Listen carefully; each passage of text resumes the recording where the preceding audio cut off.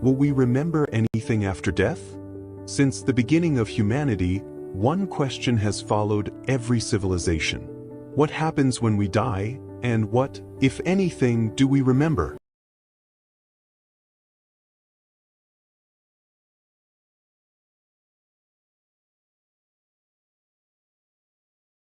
Will we remember anything after death? Since the beginning of humanity, one question has followed every civilization. What happens when we die, and what, if anything, do we remember? The biblical view. In the Bible, death is not described as total emptiness.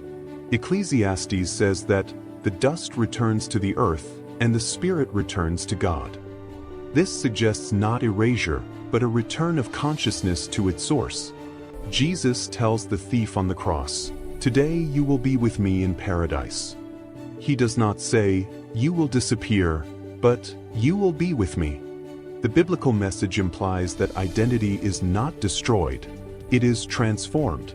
Memory may no longer be human memory, but a memory of the soul, where what truly matters remains. The scientific perspective. Modern science studies death through the brain.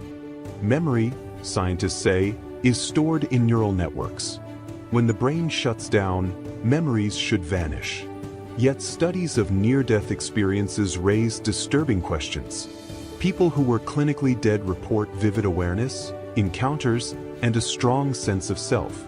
Some researchers propose that consciousness may not be created by the brain, but filtered through it, like a signal through a receiver. If this is true, death does not end consciousness. It simply disconnects the receiver. The realm of fantasy. Ancient myths spoke of a place of remembrance. The Egyptians believed the heart preserved true memory. Other cultures claimed that after death, we remember who we loved, who went before us, and who we truly were. In these visions, we do not remember every detail. We remember our essence. A possible conclusion. Perhaps after death we will not remember names, faces, or dates. But we may remember love, choices, and the moments that shaped us. If the soul exists, it does not need memory as storage. It is memory itself. And maybe the real question is not, what will I remember after I die? But rather, what is worth remembering now? In the next chapters, we will explore what ancient scriptures truly say about the soul, what modern science reveals about consciousness beyond the brain, and why so many cultures describe similar journeys beyond life.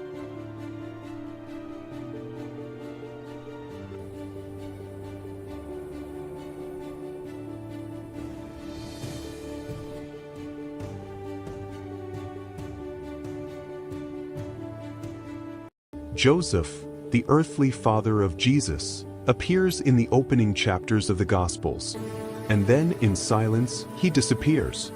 He is present at the most decisive moments of Jesus' childhood: the birth in Bethlehem, the flight into Egypt, the return to Nazareth, and that episode in the temple when Jesus was 12 years old. After that, the texts fall silent. When Jesus begins his public ministry, Joseph is no longer mentioned. At the crucifixion, while Mary stands at the foot of the cross, Joseph is absent. And that silence is not accidental. The most widely accepted explanation in biblical tradition and historical study is clear. Joseph had died years earlier. In first-century Jewish culture, the father was the legal protector of the family. If Joseph had been alive, he would have cared for Mary. Yet from the cross, Jesus entrusts his mother to the Apostle John. That gesture reveals a silent truth. Mary was already a widow. The Gospels do not describe Joseph's death. His mission had already been fulfilled. He was the guardian of the mystery, the man who protected the Messiah when he was still a vulnerable child. Joseph disappears from the texts as he lived, in humility, in obedience, without seeking recognition. Some ancient writings suggest he died in peace, accompanied by Jesus and Mary. Others see his absence as symbolic. When Jesus begins his divine mission, the earthly father steps aside. Joseph was not forgotten. He was hidden by history, because sometimes the most important figures, are the ones who disappear. Before the end, the story will continue in future chapters.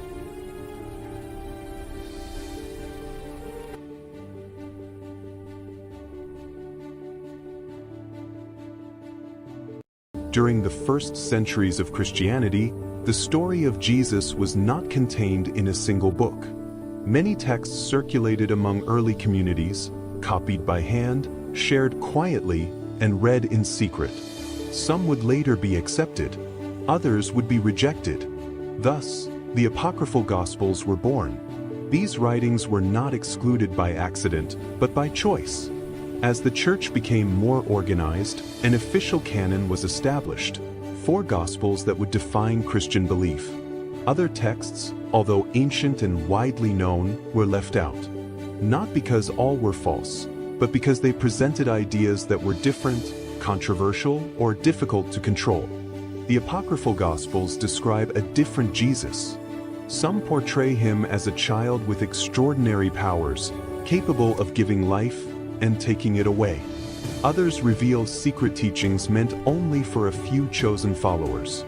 In these texts, Jesus does not only save, he teaches, challenges, and reveals deep knowledge about the human soul. Writings such as the Gospel of Thomas, the Gospel of Mary Magdalene, and the Gospel of Judas present a more internal and spiritual message. Here, the kingdom of God is not found in the heavens, but within the individual. For centuries, these texts were labeled dangerous and heretical. Many were destroyed. Others survived, hidden in caves, deserts, and monasteries, waiting to be rediscovered. When they finally re-emerged, they revealed something unsettling. Early Christianity was far more diverse, complex, and human than generations had been taught. The apocryphal Gospels do not seek to replace the Bible. They remind us that at the beginning of faith, there were questions, debates, and hidden paths to understanding the divine. And this story is only the beginning. In the next chapters, we will explore these forbidden texts one by one. We will uncover what the Gospel of Thomas truly taught, why Mary Magdalene was silenced, and how Judas may have played a role far more complex than betrayal. Because what was excluded from the Bible still has much to say.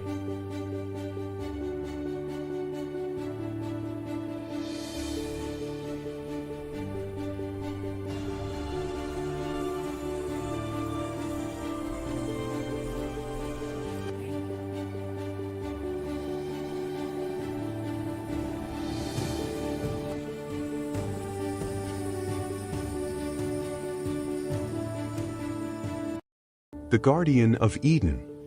After humanity was expelled from Eden, the garden was not abandoned. It was sealed. Between its eternal rivers and immortal trees stood a guardian, chosen to watch the boundary between the divine and the human world. She was a woman of striking beauty, impossible to ignore. Her face was calm, but her eyes carried ancient knowledge. She was dressed as a warrior, light armor of leather and forged metal, sacred symbols etched into her gear, and a sword that gleamed like fire at dawn. Her command was absolute. No one who lived outside Eden was ever to return. For generations, the exiled gazed toward the garden from afar, remembering it as a lost dream. The guardian watched them as well. She saw their suffering, their hunger, their fear, and something within her began to fracture. She understood both worlds. She knew Eden was not only perfection, but confinement. And beyond its borders, though pain ruled, freedom existed. One night, when the winds fell silent and the stars seemed to witness in secret, the guardian made a forbidden choice. She opened the gate. She allowed some to enter, and then return, carrying seeds, pure water, and forbidden knowledge. She did not act out of betrayal. She acted out of compassion. For a brief time, Eden breathed humanity once more. But every choice carries a cost. The forces that upheld eternal order discovered her act. The guardian was marked a traitor, not by humankind, but by the heavens themselves. Yet the damage was already done. The outer world changed. Humanity learned, endured, and grew stronger because of what she allowed them to take. Her name was erased from memory, lost to myth and silence. But some legends claim she still stands at Eden's threshold, sword in hand, watching not to prevent entry, but to decide who is worthy of returning. In the next chapters, we will uncover what happened when the divine order confronted the Guardian, how the gates of Eden were truly changed, and what price humanity paid for touching paradise once more. We will explore the war that followed her decision, the fall of the Guardian, and the secret she carried beyond Eden's borders. Because Eden was not lost by chance. It was protected, it was betrayed, and it was transformed forever. The story continues. Before Adam and Eve, humanity was already being watched. Long before the first pages of Genesis were written, the earth was not alone in the universe. From the depths of the stars came the Anunnaki, ancient beings of immense knowledge and power. They observed the planet from their advanced vessels, studying its lands, its oceans, and the fragile life that was beginning to awaken. In hidden laboratories beyond human sight, they shaped humanity's destiny. Inside chambers of glass and light, humans were created, observed, and refined. Flesh and spirit were studied as one. The Anunnaki were not merely visitors. They were architects of civilizations, teachers of kings, and guardians of forbidden knowledge. They walked among early humans as gods, and humanity worshipped them as such. But among all beings, one stood apart. He appeared as a man, yet carried eternity within him. Clothed in white robes woven with golden stars that flashed like lightning, crowned with gold and diamonds, Jesus Christ stood among them. Not as a prisoner, not as a creation, but as the heir. His presence was calm, sovereign, and timeless. The Anunnaki gathered around him in reverence, placing the crown upon his head, acknowledging his authority. Inside a vast celestial ship, they guided him toward the stars. Through immense transparent windows, the earth came into view, blue, alive, and fragile. The Anunnaki raised their hands and pointed toward the planet, revealing continents, oceans, and the future written in light. Holograms unfolded in the air, showing humanity's path: rise, fall, war, faith, and redemption. This was the moment of choice. The earth was not just a world, it was an inheritance. The Anunnaki had guided humanity's early steps, but they could not remain. Their time as gods would end. Their names would fade, their stories rewritten. They would become myths, angels, watchers, demons, hidden between the lines of sacred texts. And so, the divine plan was set into motion. Jesus would descend not as a ruler in the heavens, but as a servant among men. The crown would be replaced by a cross. Knowledge would be veiled as faith. Power would be hidden within sacrifice. The Garden of Eden was not the beginning. It was a reset. The serpent was not just temptation. It was knowledge. The gods were not erased. They were transformed. What humanity calls Genesis is not the first chapter. It is the surviving echo of a far older story.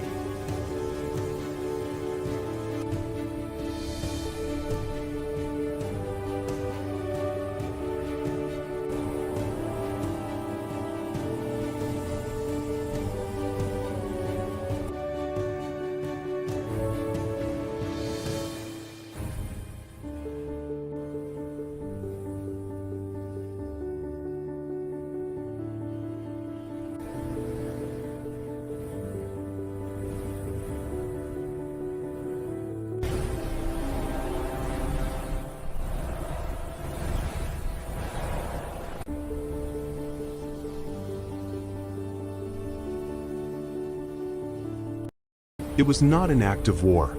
It was a decision. From the ancient heavens, the Watchers observed the earth in silence. They were neither gods nor men, but something in between, guardians of balance, witnesses of the experiment.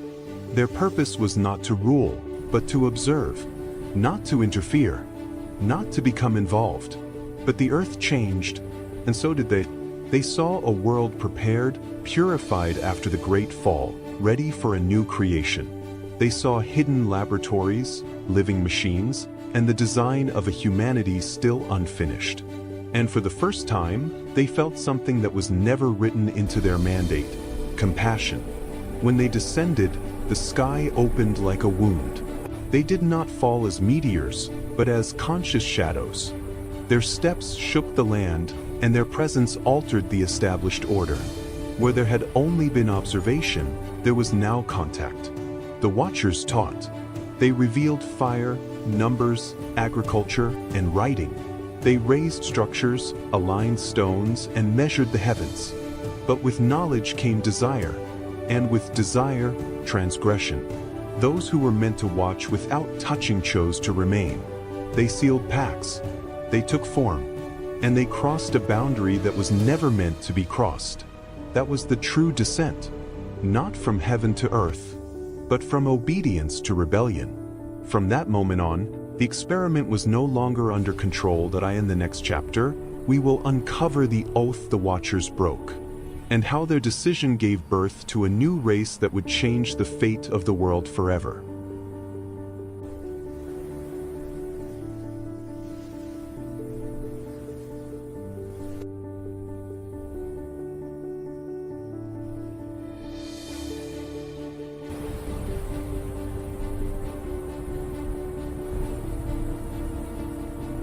Before the first human breath, the earth was already alive. Its skies were different, its waters deeper, its land shaped by forces no longer present. Ancient creatures walked freely across vast continents, and ecosystems flourished without fear. There was order, but not human order, a balance designed long before humanity was imagined. Hidden beneath layers of stone and time, structures once stood where no civilization should have existed. Perfect angles, impossible geometry, traces of intelligence erased by catastrophe or intention. This world did not belong to Adam. It belonged to something older. Some believe the earth was a testing ground, a place where life was shaped, observed, and corrected. Failures were buried, successes refined. Extinction was not an accident, it was a reset. When the old world fell, its memory was sealed beneath oceans and sediment. What remained was silence and preparation. Only after the earth was emptied, only after the world was made obedient, did the next phase begin. And then humanity was introduced. In the next chapter, we will uncover who watched this ancient world fall, and why the earth had to be cleansed before Adapa was created.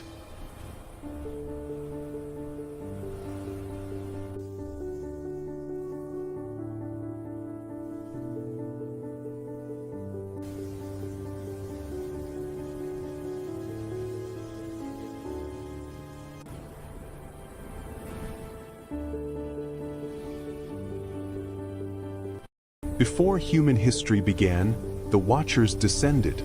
Ancient, luminous beings carrying knowledge far beyond Earth, they observed a young and violent planet.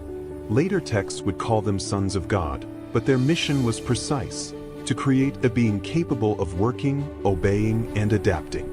Thus, Project Adapa was born. The Garden of Eden was their first testing environment. Not a paradise, but a closed system designed to control every variable. Stable climate, endless food, no predators, no scarcity, and above all, no choice. Adapa was introduced as the first successful hybrid. His body was perfected, but his mind was restricted. The Watchers understood that full awareness would introduce a dangerous variable: disobedience. Knowledge, therefore, was sealed away. The forbidden tree was not divine punishment. It was a switch, a point of access to moral awareness, self-consciousness, and the ability to question one's creators. One Watcher, later remembered as the Serpent, recognized the flaw in the design. A being without knowledge could never evolve. Breaking protocol, he gave Adapa what was forbidden: awakening. The transformation was immediate. Adapa did not die. He thought. He felt. He feared, and he understood. Eden reacted like any laboratory when an experiment escapes control. the system shut down. Access was revoked. The expulsion was not a moral curse, but a permanent disconnection. Outside the garden, true humanity began. Labor, suffering, but also freedom. Project Adapa had failed. Or perhaps, it had succeeded in a way the Watchers never intended. In the next chapter, we will uncover what happened when some Watchers refused to leave Earth, and how their defiance reshaped the destiny of humankind forever.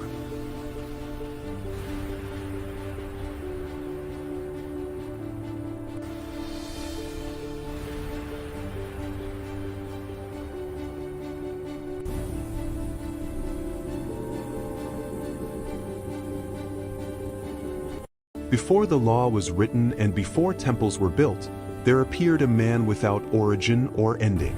His name was Melchizedek, king of Salem and priest of the Most High God. He did not rise from a lineage, nor was his priesthood inherited. He came quietly, clothed in humility, yet carried an authority that silenced warriors and bent kings to reverence. Where others ruled by strength, he ruled by peace. When Abraham returned from battle, weary and stained by war, Melchizedek met him, not with weapons, but with bread and wine. In that simple offering was a blessing older than sacrifice, a covenant before blood was demanded. And Abraham, father of nations, bowed his head and offered a tenth, recognizing a priesthood greater than his own promise. Then, as suddenly as he appeared, Melchizedek vanished. No record of his birth, no account of his death, only a shadow left behind, pointing forward through the ages. His priesthood was not bound to time. It whispered of a future grace, of a priest who would come not from the altar of stone, but from eternity itself. A priest who would bring peace, not through law or fear, but through love. Melchizedek remained, a mystery written between the lines of Scripture, a sign that God's plan was already unfolding long before humanity understood it. And his story was not the end, it was the beginning.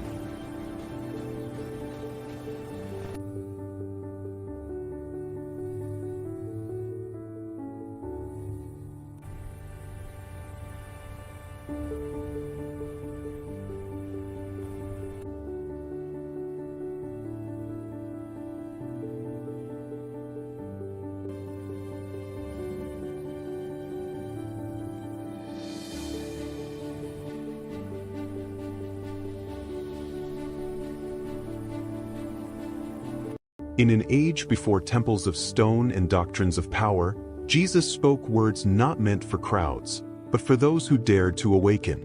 These were not teachings of fear or reward, but sayings hidden like fire inside language, waiting to be discovered. Thomas listened carefully. He was called the doubter, yet he was the one who questioned deeply. Jesus did not speak to him of kingdoms above the clouds, but of a kingdom already living within every human being. If you bring forth what is within you, it will save you, the teacher said. The word struck harder than any blade. The disciples grew uneasy. There were no rules to obey, no thrones to inherit, only a dangerous truth: to know oneself is to know God. Such knowledge could not be controlled. Jesus walked among stones and trees, pointing to the ordinary world. Split a piece of wood and I am there. Lift a stone, and you will find me. Creation itself became sacred scripture. These teachings were whispered at night, written in secret, and buried beneath sand and silence. Not because they were false, but because they made humanity free without permission. The Gospel of Thomas does not build an institution. It hands the seeker a mirror, and once a person looks into it, there is no turning back. In the next chapter, we will descend deeper into the forbidden texts that history tried to erase, and uncover why their truth was feared. The kingdom is within you, hidden like a seed in the sand.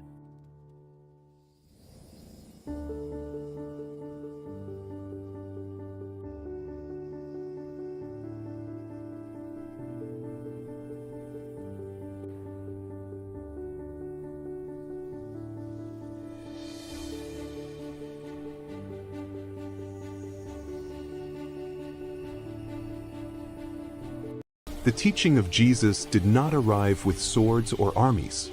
It arrived quietly, and that is why it was dangerous. For generations, faith had been built on fear. Fear of punishment, fear of exclusion, fear of a distant God who watched from above and judged from afar. Institutions grew strong by guarding the gates of forgiveness, deciding who was clean and who was condemned. Then Jesus spoke of love. He spoke of a Father who runs toward the lost, not away from them, of mercy placed above sacrifice, of forgiveness offered before repentance was demanded, and the foundations began to shake. Jesus ate with sinners. He touched those declared unclean. He defended the broken instead of accusing them. He taught that understanding heals more deeply than punishment, and that love transforms what fear can only restrain. You have heard it said, he told them, but I say to you. With each word, ancient certainties trembled. The leaders listened and felt threatened. If God could be known through compassion, then control was lost. If forgiveness was freely given, then fear lost its power. If love fulfilled the law, then violence in God's name stood exposed. Jesus did not abolish faith. He revealed its heart, and that heart was dangerous to those who ruled through condemnation. Crowds followed him not because he promised safety, but because he offered truth without chains.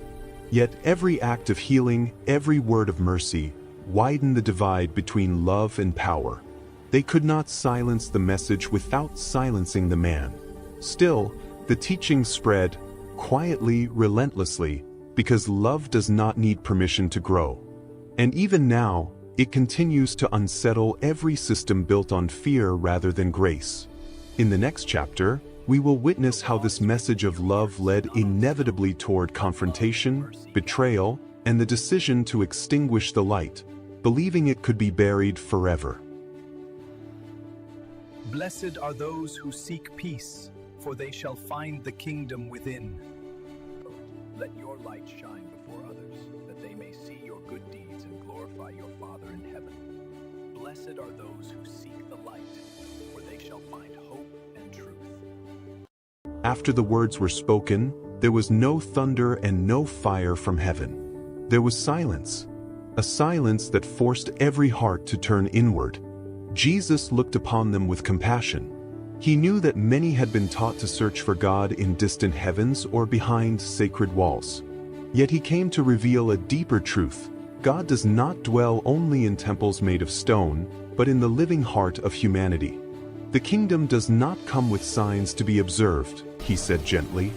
They will not say, "Look, here it is," or "There it is." For the kingdom of God is within you. Some felt peace, others felt fear. To seek God within meant facing one's own wounds, one's own darkness, and also the divine spark that had never been extinguished. Jesus walked among the weary and the forgotten. He touched the unclean, lifted the broken, and saw in every person a dwelling place of the Holy One. He spoke not of outward sacrifice, but of transformation of the heart, not of fear, but of light. Whoever knows himself, he taught, will not be ruled by darkness. And these words healed in ways no miracle ever could. But such teaching was dangerous. A people who discover God within themselves can no longer be easily enslaved. And so some closed their ears, while others began to plot silence. Still, the seed had been planted, and it continues to grow in every soul that dares to seek with humility and truth. For the true temple is not built with stone. It is built with an awakened heart. In the next chapter, we will reveal how these teachings were hidden, distorted, and fiercely opposed, and why inner knowledge was seen as a threat to religious and political power.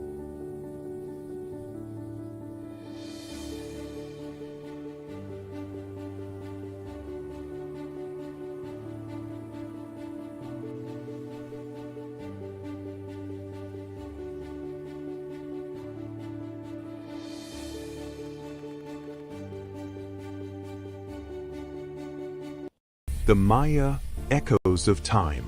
Deep within the Mesoamerican jungle, where morning mist rises and the calls of unseen birds break the silence, lies the legacy of a civilization that defied time, the Maya. They were not merely builders of stone. They were architects of the cosmos. Their cities were raised in harmony with the heavens. Pyramids aligned with the movements of the sun, the moon, and Venus. Every stairway, every temple, every shadow cast across stone carried both scientific precision and sacred meaning. While much of the ancient world struggled to measure time, the Maya mastered it. They predicted eclipses, charted planetary cycles, and understood time not as an end, but as an eternal transformation. Yet their knowledge did not dwell only in the sky. It lived in the earth, in maze, in ritual, and in the profound bond between humanity and the divine. For the Maya, science and spirituality were inseparable, woven together into a single ancestral wisdom. Then came the silence. Cities were abandoned. The jungle reclaimed the temples. Stone was swallowed by roots and shadow. To the modern world, the Maya seemed to vanish, but they did not disappear. Their knowledge slept beneath the canopy, carved into stone and written in the stars, waiting to be rediscovered. Today, as we walk among their ruins, we do not merely observe the past, we hear an echo, a message that still resonates across centuries.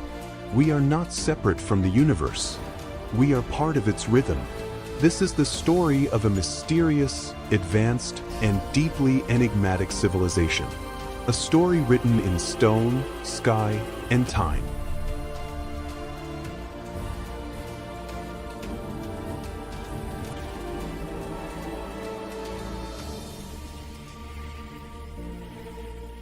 It began within hours. In Caracas, the dead rose and the city collapsed. Streets flooded with zombies, buildings burned, and screams were swallowed by smoke. No local force could stop the spread. From the sky, cutting-edge military helicopters tore through the clouds. Elite US forces deployed into the city, turning avenues and plazas into war zones. Gunfire echoed endlessly, yet the zombies kept advancing. As night consumed the capital, one truth became undeniable.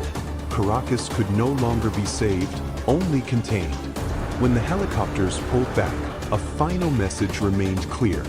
Caracas was not the end. It was the beginning.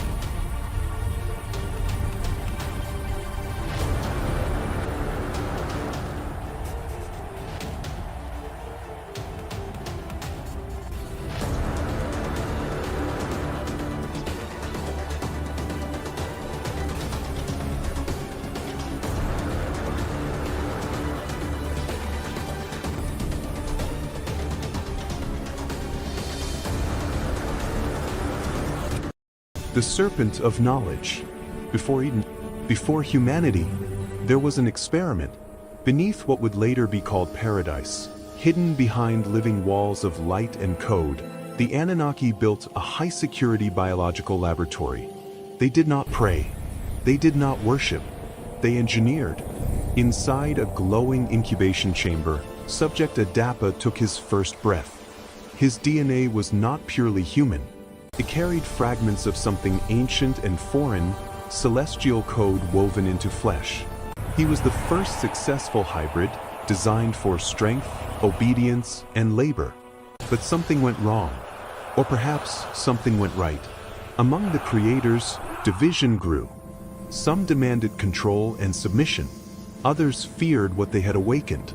And then Enki arrived. He moved silently through the lab, serpent-like symbols flowing around him, his eyes filled with knowledge rather than judgment. Later generations would call him the serpent. Not a demon, but a scientist. A rebel. They made you to serve, Enki whispered as he altered Adapa's genetic sequence. I will give you the power to understand. When knowledge was released, alarms shattered the stillness.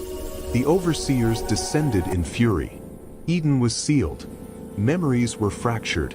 Fear was implanted deep into the human mind as a control mechanism. They would later call it original sin.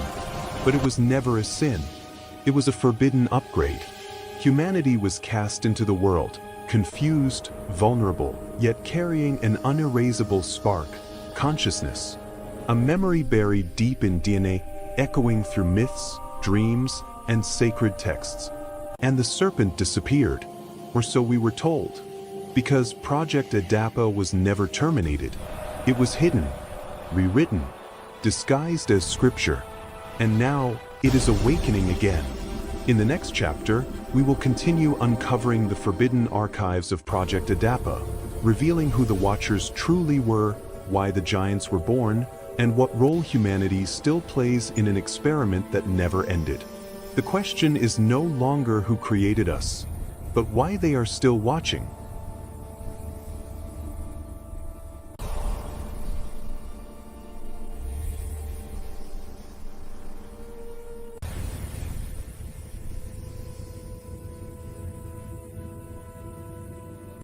A gladiator whose courage silenced the entire Colosseum.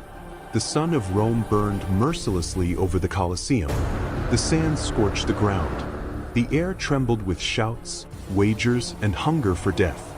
That day, the noise was deafening, until Marcus Valerius stepped into the arena. He did not raise his weapon to provoke the crowd. He did not shout. He walked in silence, head held high, his body marked with scars. He was a veteran gladiator, known not for cruelty, but for honor. Marcus fought as if every battle were his last. He did not humiliate his enemies. He did not strike from behind. In the arena, where almost no one did, he respected the unwritten laws of valor. That day would be his final trial. Across from him stood a savage fighter, infamous for finishing opponents without mercy. The crowd roared, craving blood. The fight was brutal. Swords clashed with violence. Shields shattered. The sand turned red. Marcus was wounded in the side. Blood ran freely beneath the burning sun. His legs trembled, but he did not fall. Every blow he received, he answered with greater resolve. He was not fighting to survive. He was fighting to show who he was. In a decisive moment, he brought his enemy down. His blade hovered at the fallen man's throat. The Colosseum screamed. It demanded death. Marcus took a deep breath, looked at the defeated man, and lowered his sword. Silence fell over Rome. No one understood what they were witnessing. A wounded gladiator choosing mercy. The emperor watched. The crowd stood frozen, holding its breath. Then, slowly, applause began. Not roars, not screams, but steady, respectful claps. The thumb rose. Marcus Valerius did not celebrate. He stood there, blood-soaked, beneath the unforgiving sun, while the entire Colosseum remained silent. Because that day, Rome learned a truth it would never forget. Blood may win battles, but only honor can silence an empire.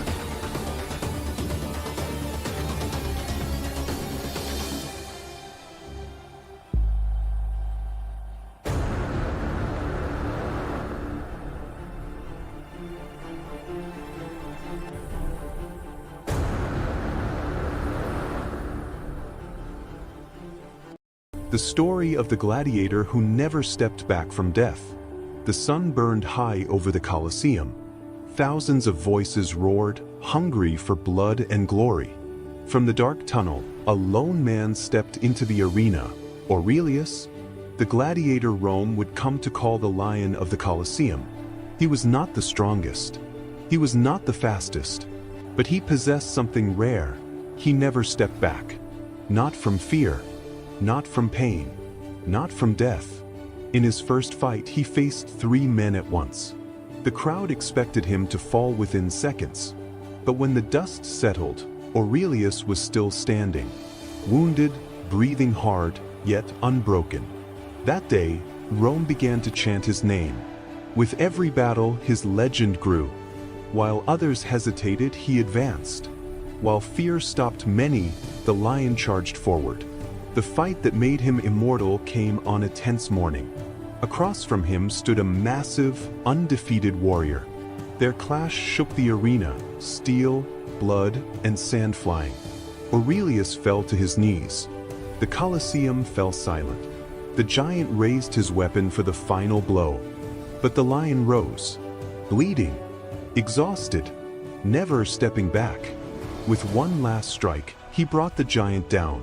The colossus fell. The lion remained standing. The crowd erupted. The emperor raised his thumb. Aurelius did not celebrate. He simply bowed his head to the people. And so Rome learned a truth it would never forget. As long as courage exists, the lion of the Colosseum will never step back from death.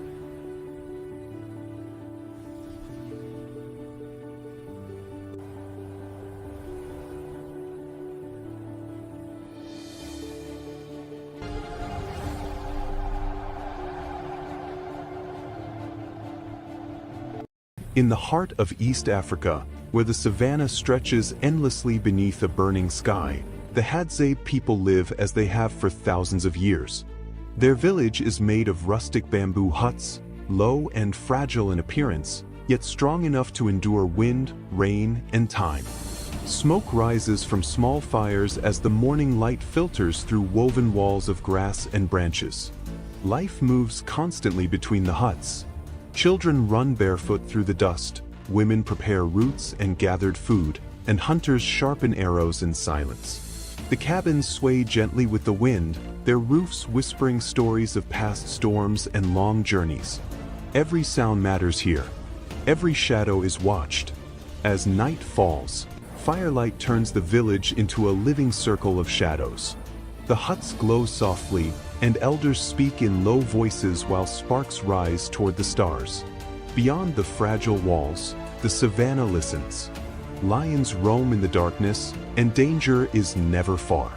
When storms arrive, the village bends but does not break. Rain pounds the bamboo roofs, wind shakes the walls, and families gather close inside the huts. Survival is shared. Fear is silent. At sunset, the hunters return. Their silhouettes cross the tall grass as smoke rises from the cabins behind them. No words are needed. The village breathes again. This is not a place of comfort or excess. It is a place of balance, between humans and nature, shelter and exposure, life and death. Here, among bamboo huts and endless plains, the Hadza endure, guarding a way of life the modern world has nearly forgotten.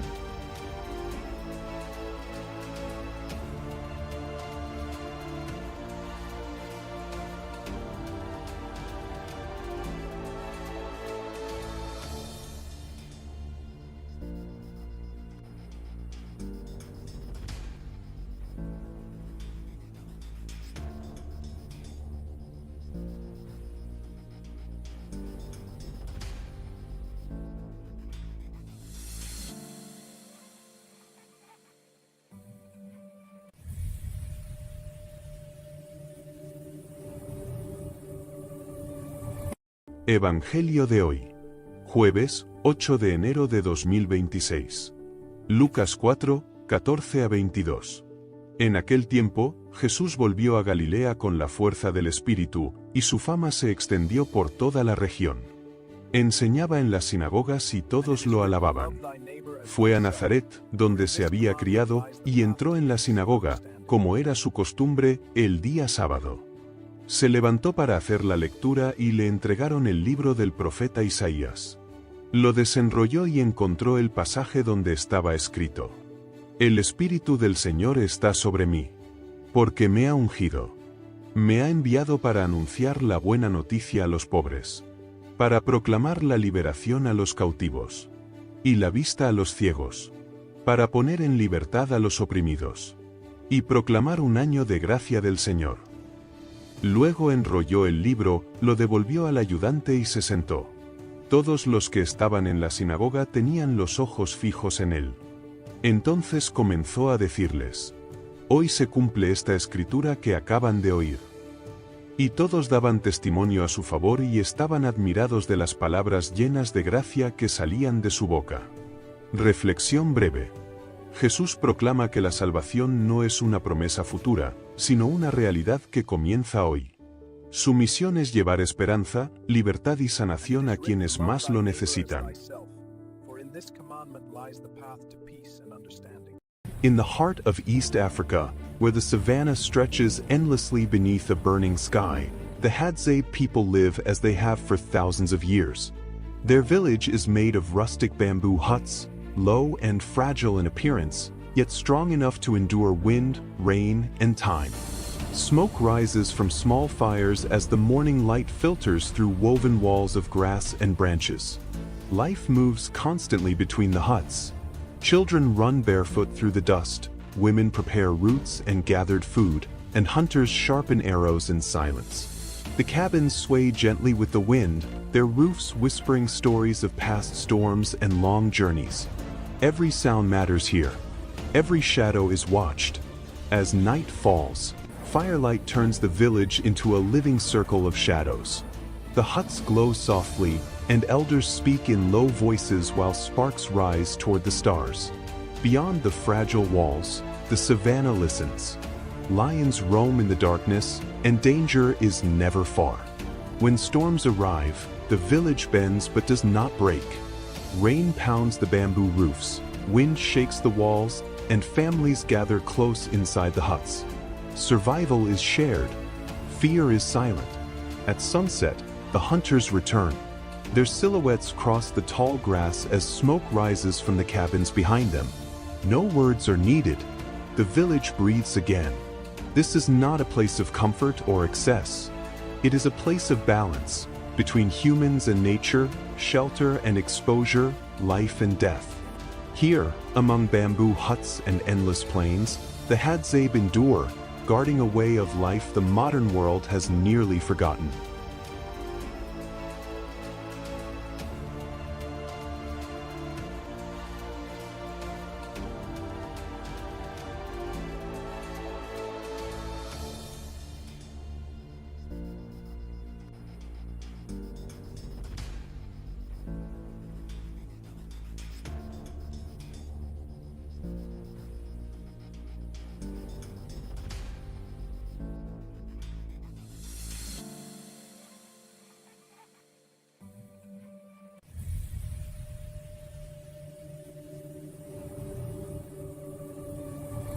Gospel of today, Thursday, January 8, 2026. Luke 4 verses 14 to 22. At that time, Jesus returned to Galilee in the power of the Spirit, and news about him spread throughout the whole region. He taught in their synagogues and was praised by all. He came to Nazareth, where he had been brought up, and went into the synagogue, as was his custom, on the Sabbath day. He stood up to read, and the scroll of the prophet Isaiah was handed to him. He unrolled the scroll and found the passage where it was written, "The Spirit of the Lord is upon me, because he has anointed me. He has sent me to bring good news to the poor, to proclaim liberty to the captives, and recovery of sight to the blind, to set the oppressed free, and to proclaim a year acceptable to the Lord." Then he rolled up the scroll, gave it back to the attendant, and sat down. The eyes of all in the synagogue were fixed on him. And he began to say to them, "Today this scripture has been fulfilled in your hearing." And all spoke well of him and were amazed at the gracious words that came from his mouth.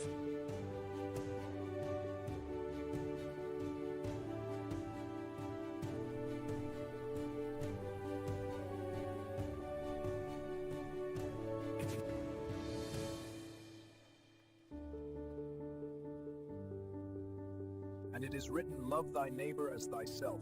For in this commandment lies the path to peace and understanding. 12 legions unseen. The night was heavy in Gethsemane. Torches cut through the darkness as soldiers advanced, armor clanking, hands tight around swords. Betrayal stood at the front, a kiss still warm in the air. Fear moved among the disciples like a storm about to break. One blade flashed. Steel rang as Peter struck, and blood fell to the ground. The moment shattered the silence, and in that instant, the world held its breath. Jesus did not run. He raised his hand, and the violence stopped. His eyes lifted not in fear, but in certainty, toward a sky that looked silent, yet was anything but. For beyond the veil of night stood armies unseen. Legions upon legions of angels waited, wings folded, weapons of fire restrained by a single command. At one word, the earth would split. At one breath, the soldiers would fall like dust. Heaven itself was poised to descend. And he knew it. "Do you think I cannot call on my Father?" he said calmly. "And he will at once put at my disposal more than 12 legions of angels?" The soldiers laughed, unaware how close they stood to annihilation. But no command came. The angels did not move. Power chose restraint. Authority chose surrender. Love chose the cross. Jesus lowered his hand and stepped forward, allowing himself to be bound, not because he was weak, but because he was obedient. Not because heaven was silent, but because heaven was waiting. The angels watched as their king was led away. And the universe learned a truth greater than force. The greatest power is not the ability to destroy, but the strength to save at any cost.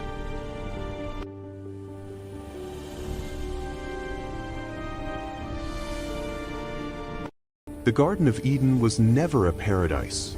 It was a sealed place where heaven first touched the earth. There began the experiment, when the beings later called the sons of God altered human flesh and awakened a mind meant to obey, not to understand. But one among them opened what should have remained sealed, and humanity awakened. That was the true sin, knowledge. Cast out from Eden, humankind multiplied and split into two paths. The lineage of Cain built cities of stone and towers of pride. The lineage of Seth remembered the voice above, and in the days of Enosh, men began to call upon the name of the Lord, and their cry once again reached the heavens. Then came the second transgression. The sons of God looked upon the daughters of men and descended. From that forbidden union the Nephilim were born, giants of immense strength and unrestrained will. They ruled by violence, feasted in arrogance, and filled the earth with corruption. The experiment had spiraled beyond control. Yet amid the noise and the pride, one man walked differently. Noah found favor. While giants laughed and crowds mocked, he listened and obeyed. He built the ark under open skies, wood rising day by day, a warning no one believed. Then the door was shut. The sky broke open. The fountains of the deep burst forth. Towers fell, giants were swallowed, and the world that had crossed forbidden boundaries was erased by water. The flood was not only destruction, it was containment. When the waters withdrew, the earth stood silent. The giants were gone. The heavens were distant once more. But the experiment continued, this time with a warning written into the memory of the world. Whenever heaven and earth unite in pride, creation itself rises to restore the boundary. And that ancient story, though buried beneath water and time, has not yet reached its end.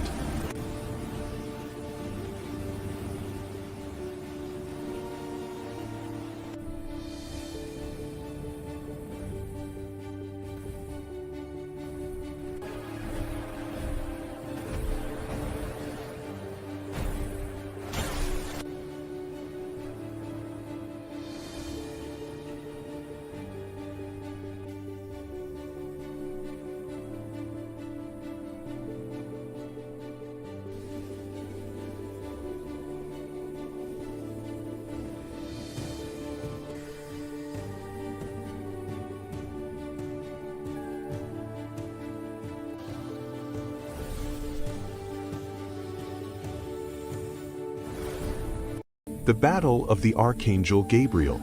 In Babylon, the prophet Daniel prayed with a troubled heart. He fasted, seeking answers for his people, and for days the heavens seemed silent. But the silence was not absence. It was war. From the moment Daniel began to pray, God answered and sent the Archangel Gabriel with a divine message. Gabriel descended through the heavens, carrying revelation and truth, but he was stopped. In the unseen realm, the prince of Persia rose against him, a powerful ruler of darkness. Their clash shook the heavens, light against shadow, obedience against rebellion. For 21 days, the battle raged, mirroring Daniel's fasting on earth. When the resistance could not be broken, heaven intervened. The Archangel Michael, commander of God's armies, descended with unstoppable authority. With a single strike, he shattered the hold of the Prince of Persia and opened the way. Freed, Gabriel continued his mission and appeared before Daniel, radiant and strong. From the first day you set your heart to understand and humbled yourself, your prayer was heard. Yet the war was not finished. As Gabriel prepared to return, he warned that another power waited in the shadows, the Prince of Greece, a coming darkness tied to future kingdoms. The message had been delivered. The prayer had been answered. The battle continued. For every time the faithful pray, heaven moves, angels fight, and though unseen by human eyes, no prayer is ever ignored.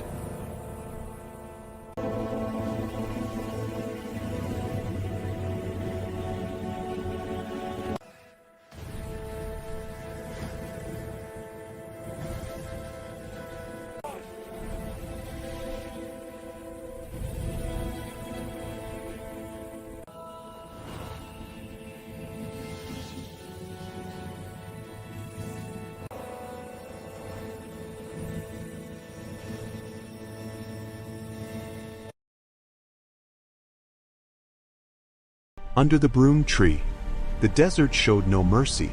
The sun burned high above, and the silence pressed heavily on the land.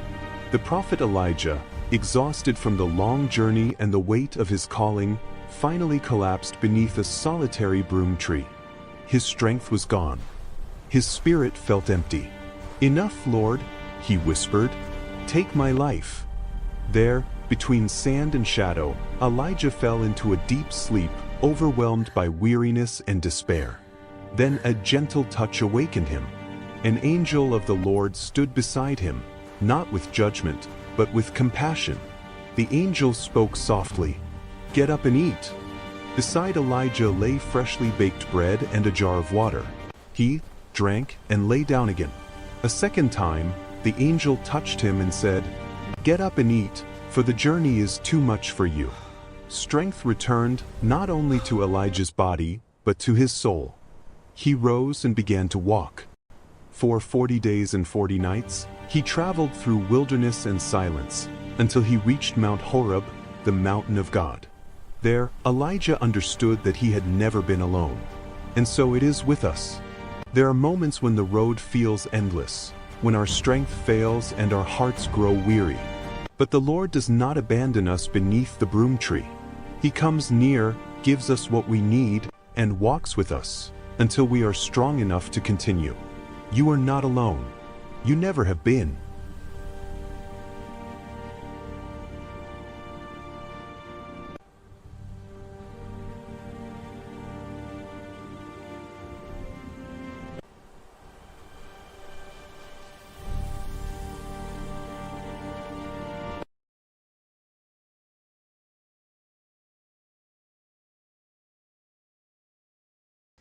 The forest knows you are here. I didn't come to hurt anyone. That is what they all say. You must be cautious. I sense great power in this meat. You walk on living ground.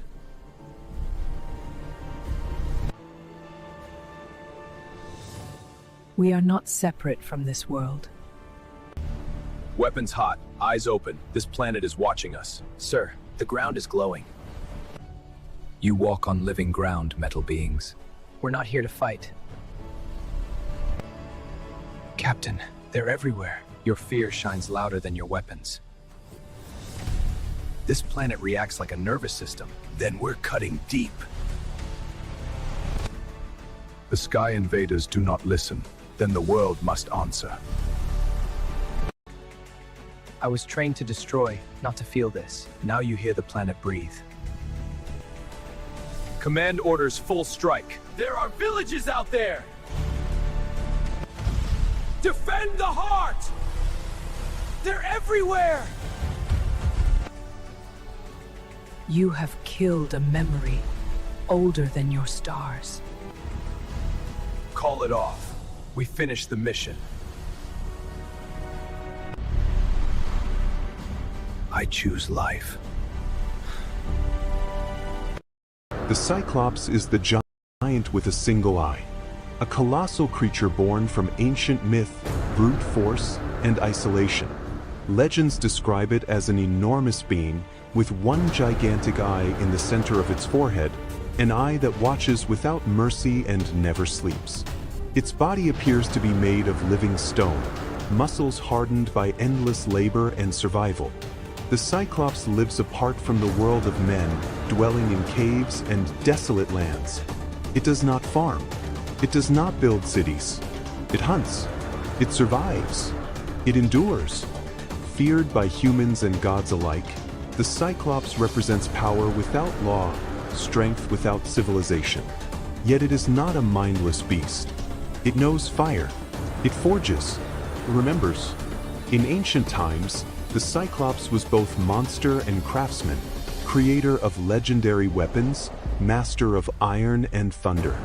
Its single eye symbolizes brutal focus, seeing only what stands before it, prey, threat, or challenge.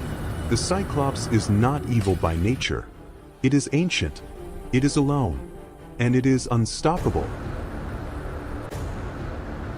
Saving your friend in a zombie apocalypse during a journey through the pyramids of Egypt. The scorching sun hangs over the pyramids of Giza as your journey turns into a nightmare. What was once a place of wonder becomes a battlefield when the dead rise from ancient tombs. Mummified zombies, wrapped in torn linen and covered in sand, emerge from hidden chambers beneath the pyramids. Your friend is separated from you inside a collapsing passageway beneath the Great Pyramid. Their voice crackles through the radio, filled with fear. You rush through narrow corridors lined with hieroglyphs, using torches and flares to light your way as shadows move along the walls. Zombies pour from secret tunnels. You push fallen stone blocks, slide down sand-covered ramps, and seal doors just long enough to survive. Deep inside the pyramid, you find your friend trapped near an open sarcophagus as the ceiling begins to collapse. You pull them free and run. Stone crashes behind you, burying the undead in dust and darkness. Together, you escape into the open desert as night falls. Under the moonlight, the pyramid stands silent, ancient witnesses to yet another apocalypse. You survived because you never left your friend behind.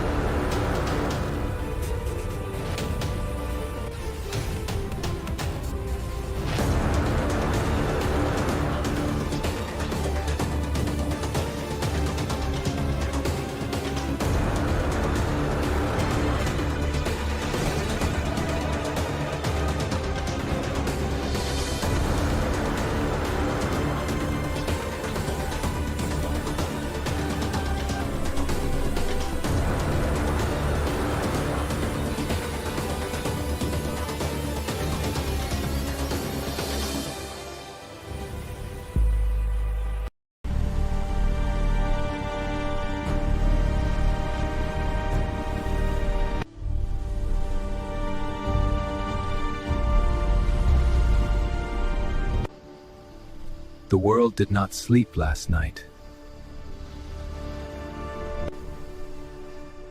It feels pain. Anger. Sir, the terrain is reacting to us. Ignore it. Keep moving. When the ground glows red, the world is warning us.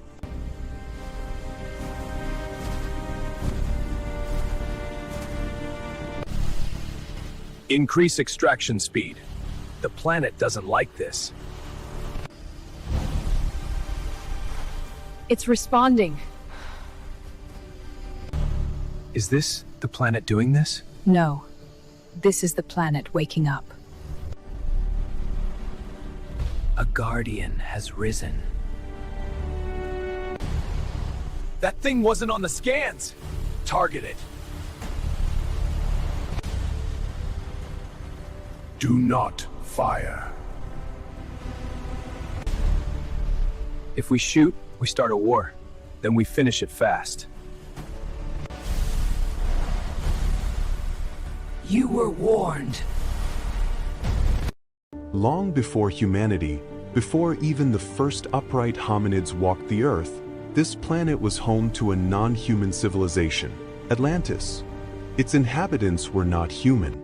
They were reptilian humanoids, genetically advanced beings descended from an intelligence that arrived from the cosmos in a forgotten age.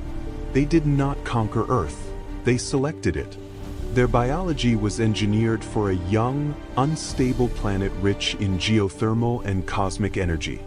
Atlantis was not primitive. It was futuristic even by modern standards. Its cities floated partially above the ocean, held in place by planetary energy fields drawn from Earth's core. Towers of organic crystal and living metal rose from massive circular platforms, aligned with stars that no longer occupy the same positions in the sky. The architecture was not built, it grew. The reptilian Atlanteans mastered technology based on resonance, frequency, and consciousness. They did not rely on machines as humans do. They used the planet itself as their power source. Their temples functioned as planetary control nodes, regulating climate, tectonic movement, and oceans. Their greatest mistake was confidence. By manipulating planetary and cosmic forces, they disrupted the balance that sustained them. Earth's core destabilized. Oceans rose. The global energy network collapsed. In a single day and night, Atlantis fell. The island fractured. Cities sank slowly as energy fields failed one by one.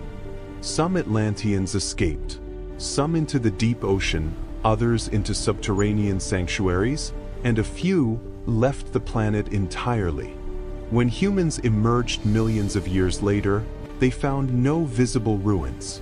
Only myths, only serpent gods, only echoes buried beneath the sea. Atlantis was never a myth. It was Earth's first civilization, and its destruction was a warning humanity has yet to understand.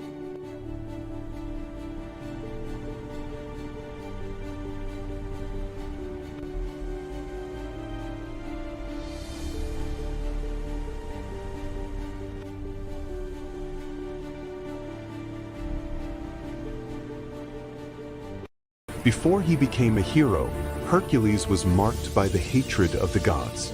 Son of Zeus, king of Olympus, and a mortal woman, he was born with a strength the world was not ready to face. From the moment he was born, his fate was sealed. Hera, consumed by jealousy, tried to kill him by sending 2 giant serpents into his cradle. He did not cry. He looked at them and crushed them with his bare hands. Years later, Hercules grew into an unstoppable warrior, loved by the people and feared by his enemies. But tragedy struck when Hera, in a final act of cruelty, clouded his mind. Driven mad, Hercules committed the greatest sin of his life. He destroyed the ones he loved most. When the madness faded, only silence remained and guilt. Broken and desperate for redemption, Hercules begged for punishment. The gods answered with a sentence, 12 impossible labors, trials no man should survive. He slew the Nemean lion, whose hide could not be pierced. He defeated the Hydra, cutting off heads that grew back stronger. He descended into the underworld and returned alive, dragging the fearsome Cerberus into the light. Every battle bled him. Every victory brought him closer to death and closer to legend. In the end, Hercules was no longer just a man of strength. He became proof that even gods can fall and that humans can rise. When his mortal body finally died, the gates of Olympus opened. Zeus called him home, and the man who suffered like no other ascended as a god. Because Hercules was not great because of his strength. He was great because he fell, paid for his guilt, and never stopped fighting.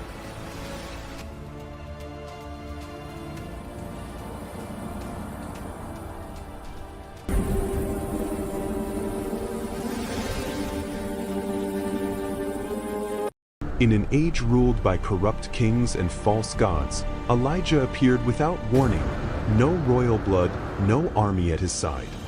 He stood before King Ahab with a voice that burned like fire and spoke an impossible judgment. There will be no rain or dew except at my word. And the sky obeyed.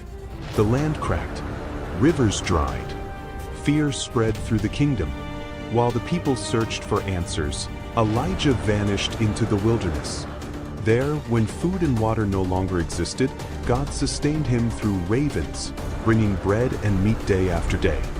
Faith became survival. But the greatest test was yet to come. On Mount Carmel, Elijah stood alone against 450 prophets of Baal.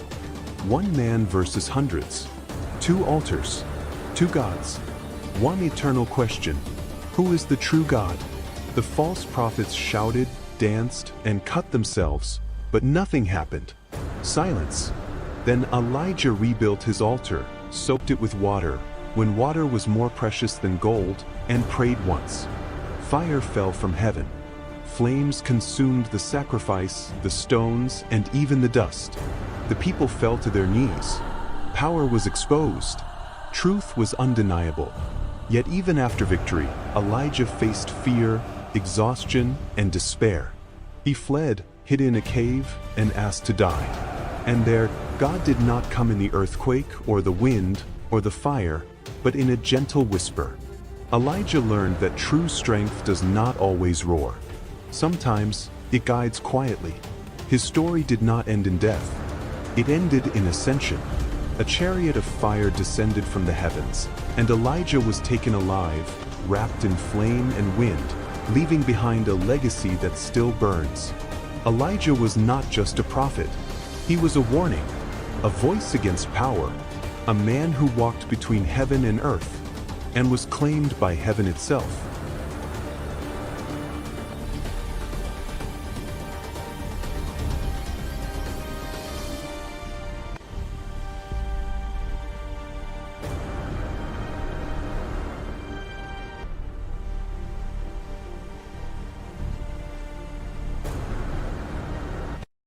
The slave who conquered the heart of the Roman people.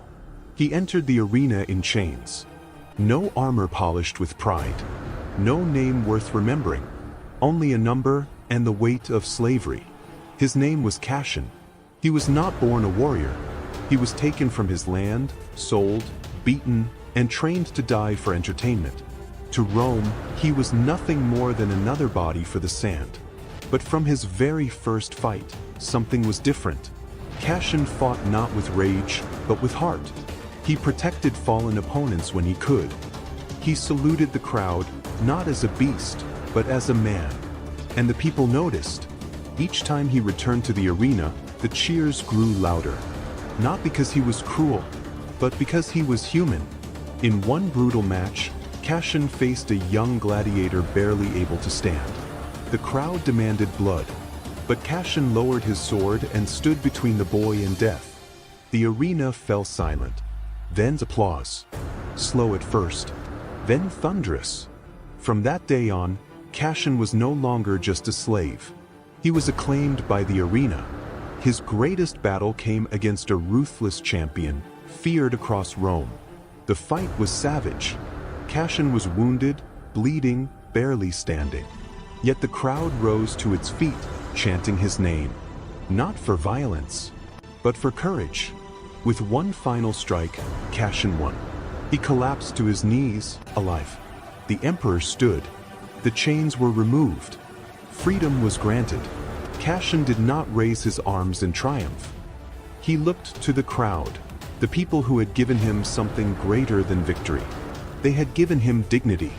And so Rome remembered him not as a slave, but as the gladiator who conquered its heart.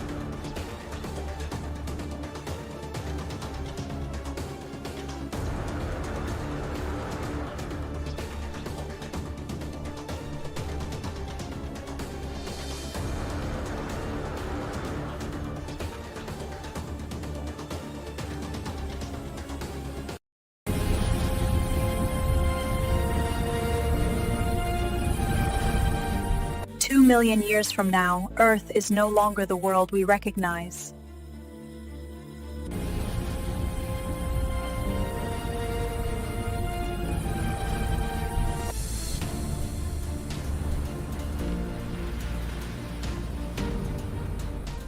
In scorched deserts, colossal creatures evolved to survive extreme heat and radiation.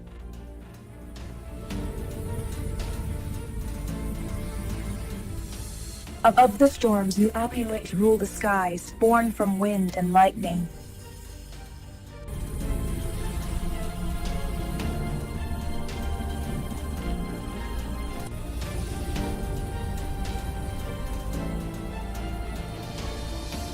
In the darkest oceans, life grew larger, slower, and more ancient than ever before.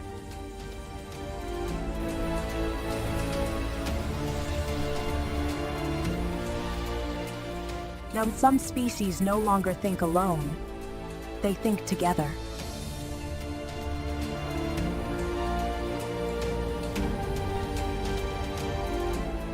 This is science fiction. This is fun. Given time holds.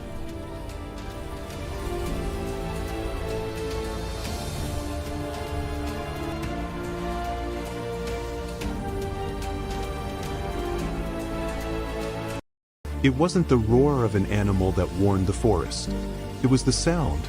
A deep, unnatural buzzing, low, heavy, mechanical, like the air itself was being torn apart. Scientists detected it first through acoustic sensors. Then the beekeepers found the hives. Silent, torn open, empty.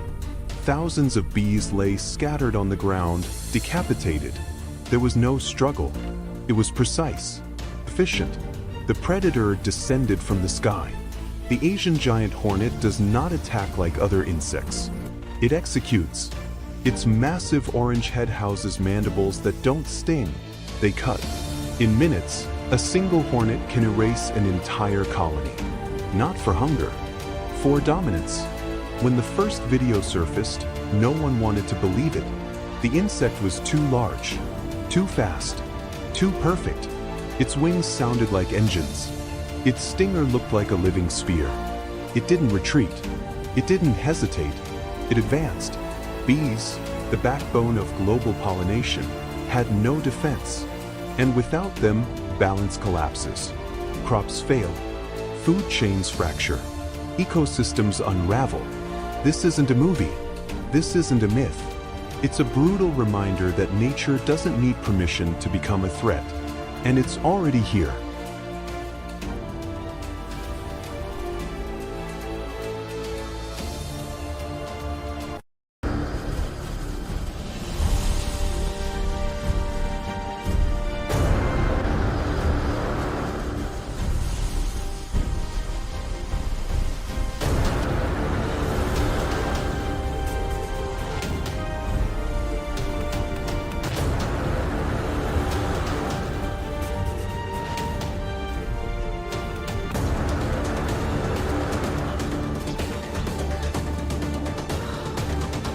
The creatures left outside the ark. Before the first rain fell, the world already felt its end approaching. The sky gathered in heavy silence, clouds pressing low over the land, while Noah worked on the ark, guided by a voice older than memory. Animals arrived two by two, lions, birds, cattle, wolves, moving calmly, as if the earth itself was leading them. The ark was not yet a refuge from water, but a boundary between what would be preserved and what would not. From the forgotten edges of creation, other beings appeared. Giants walked from the hills, their footsteps shaking the ground. Hybrid creatures emerged from forests and ruins, forms never meant to endure. They watched the ark with fear and expectation, believing they too belonged among the saved. They were wrong. The ark did not open for them, not because of their shape, but because of their origin. As the rain began, the sky broke open. Water fell in endless sheets, rivers burst their banks, and the world dissolved into motion and sound. Animals outside struggled against the rising flood, while inside the ark, order remained. Wood groaned under the pressure, but it held. Within the ark, common creatures rested, breathing, shifting, surviving. Warm light flickered along wooden walls as the storm raged beyond them. Outside, the rejected ran, flew, roared, and disappeared beneath the rising waters. Some legends say not all of them perished, that a few found caves, depths, or places untouched by the flood. And that is why, even now, humanity tells stories of monsters. Not as myths, but as memories of those who were left behind.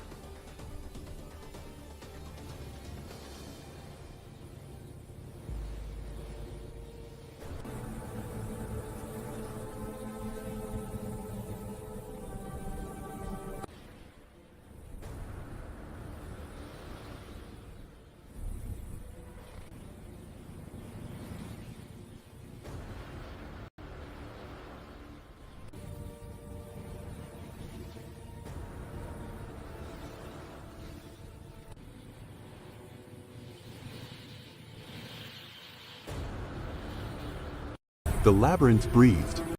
Every stone wall sweated fear, every corridor seemed to shift and change. No one entered without losing something, or losing everything. At the heart of Crete, beneath the palace of King Minos, lived the Minotaur. Half man, half beast. A monster born from the punishment of the gods and fed with the blood of the innocent. Its breathing was deep and heavy, like a war drum echoing through the darkness. Its horns bore the scars of countless battles. Its eyes burned with eternal hunger. Each year, young lives were cast into the labyrinth as tribute. None returned, until Theseus arrived. He did not enter as a victim, but as a hunter. Son of a king, yet armed only with a sword, courage, and a vow to end the terror. Ariadne, bound by her father's fate, gave him the thread. It was not merely a path to escape, it was an act of defiance against fear. Theseus tied it to his wrist and descended. Darkness swallowed him. Endless corridors. Silence broken only by distant dripping. And then the sound.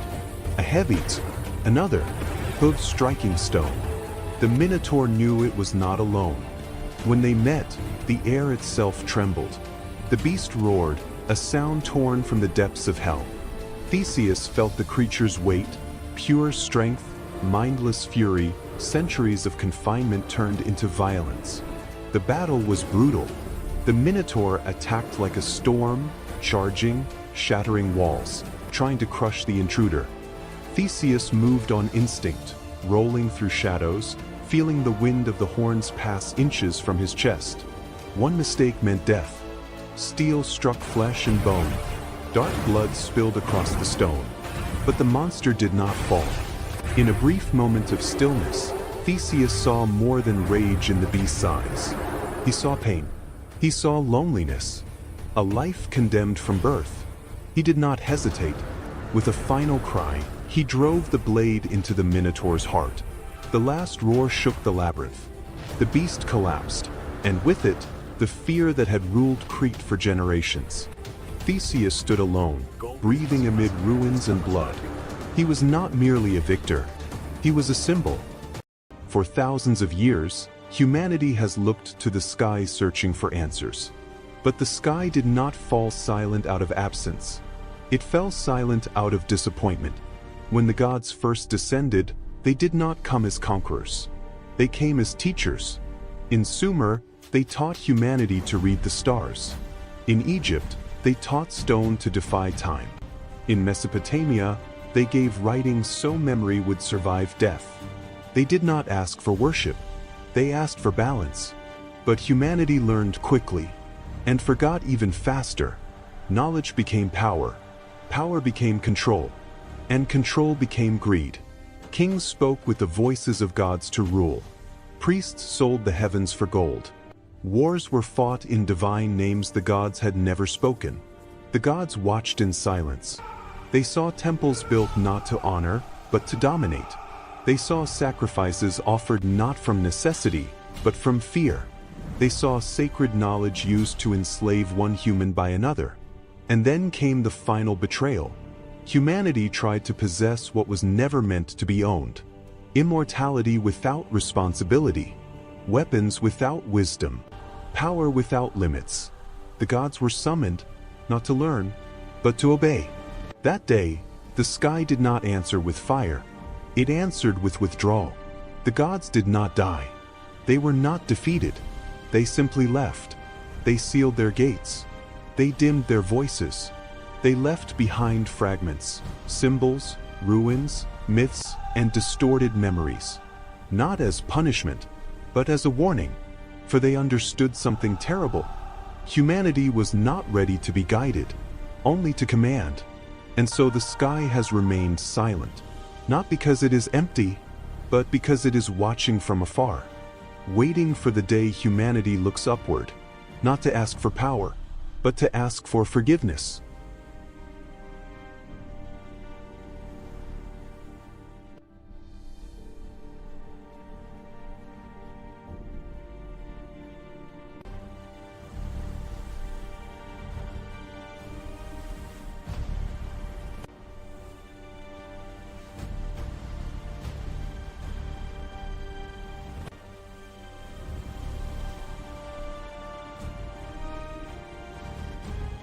The Garden of Eden was never a paradise. It was a restricted zone. What ancient texts later described as rivers of life and sacred trees were, in reality, energy conduits, biodomes, and genetic control systems. Eden was a high-security biological laboratory built on Earth more than 200,000 years ago by a civilization that descended from the sky, the Anunnaki. The forbidden translations of the Sumerian tablets do not speak of gods. They speak of engineers, scientists, and overseers. And they speak of an experiment, the Adapa Project. Humanity was not created. It was designed. The Anunnaki arrived seeking resources, gold, rare elements, biological materials. But the planet was hostile, and their numbers were few. They needed workers who could survive Earth's environment and obey without rebellion. In underground laboratories beneath Eden, they began splicing their own DNA with that of primitive hominids. Most prototypes failed, either too aggressive, too intelligent, or incapable of control. Then came Adapa. Known later as Adam, he was the first successful hybrid. Intelligent, curious, but his genetic code contained a deliberate limitation, a neural restriction that suppressed independent thought, curiosity, and defiance. Fear was embedded into his biology. Adapa was not born free. He was programmed. Kai, the serpent. Not all Anunnaki agreed with the project.